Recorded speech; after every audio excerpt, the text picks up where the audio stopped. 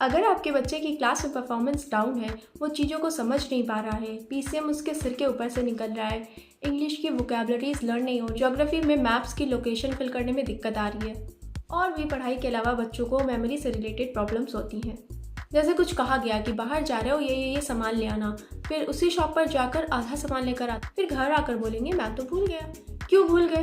क्या बिना लिखे चीज़ों को याद नहीं रखा जा सकता? आप अपने ब्रेन से काम ही नहीं करवाते। थोड़ा बहुत कुछ हिसाब किताब करना हुआ, पैसे जोड़ने हुए, तुरंत कैलकुलेटर निकाल लिया। आज से ठीक 10 दिन बाद कौन सा दिन पड़ रहा है ये देखने के लिए भी लोग सेम टाइम मोबाइल में कैलेंडर खोलकर देखते हैं। और तो और सबसे बड़ी बात, लोगों को अपने फैमिली मेंबर्स के ही मोबाइल नंबर याद तक नहीं है। ऐसे कैसे आप सब कुछ अपने मोबाइल और गूगल पर छोड़ सकते हैं? अपनी मेमोरी को बूस्ट करने के लिए आपको कुछ ना कुछ तो करना ही चाहिए। आखिर आप एक ह्यूमन बीइंग हैं। गॉड का बेस्ट क्रिएशन, भगवान ने आपको एक दिमाग नाम की चीज़ दी है, पर इससे काम आपको करवाना है। हेलो एवरीवन, मैं हूँ शैलजा त्रिपाठी।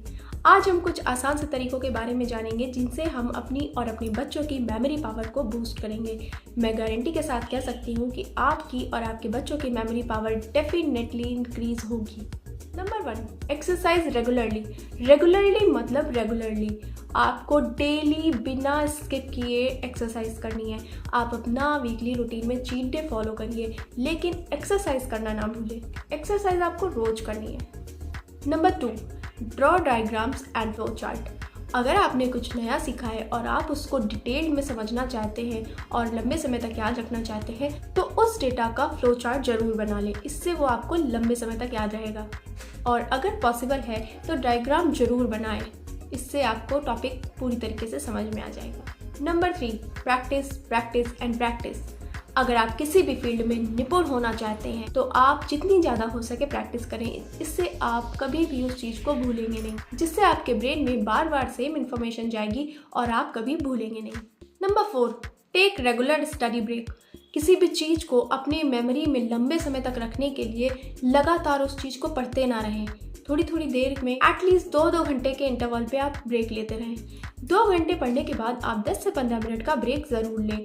इससे क्या होगा कि जो भी आपने डेटा अपने ब्रेन में फीड किया है उसमें प्रोसेसिंग होकर वो लॉन्ग टर्म मेमोरी में चला जाएगा, जिससे आप जल्दी उस चीज़ को भूलेंगे नहीं और आपको उसको याद रखने में और रिकॉल करने में आसानी होगी। Number 5, listen to music. Memory strong करने के लिए आपको एक्सरसाइज के साथ साथ म्यूजिक सुनना भी बहुत इंपॉर्टेंट है। गाने सुनने से आपके अंदर हैप्पी हार्मोन रिलीज होते हैं, जिससे आपका माइंड और बॉडी दोनों रिलैक्स होता है, आपका स्ट्रेस दूर होता है। फिर आप जो भी सीखते हैं वो आपके दिमाग को समझने में आसानी होती है, जिससे आपको वो चीज़ें हमेशा के लिए याद हो जाती हैं। Number 6, speak out instead of reading.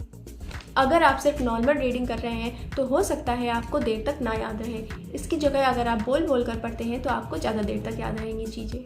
और हाँ, अगर आपके बच्चे को इंग्लिश स्पीकिंग में दिक्कत हो रही है तो आप उसे इंग्लिश की कोई भी बुक, स्टोरी बुक या न्यूज़पेपर कुछ भी दें और तेज़ तेज़ बोलकर पढ़ने को कहें। इससे उसका प्रोनाउंसिएशन भी अच्छा होगा और उसके अंदर कॉन्फिडेंस आएगा।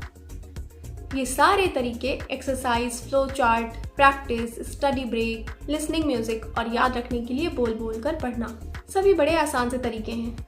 इन सभी तरीकों को हम अपनी लाइफस्टाइल में ऐड करके अपनी मेमोरी पावर को बढ़ा सकते हैं। इससे बच्चों के रिजल्ट में भी इम्प्रूवमेंट आएगा, उनके अंदर कॉन्फिडेंस बढ़ेगा, वो स्किल्ड होंगे और आप देखेंगे कि धीरे धीरे आप भी मेंटली हैप्पी रहने लगे हैं, जो कि फिजिकल हेल्थ के जितनी ही इम्पॉर्टेंट है।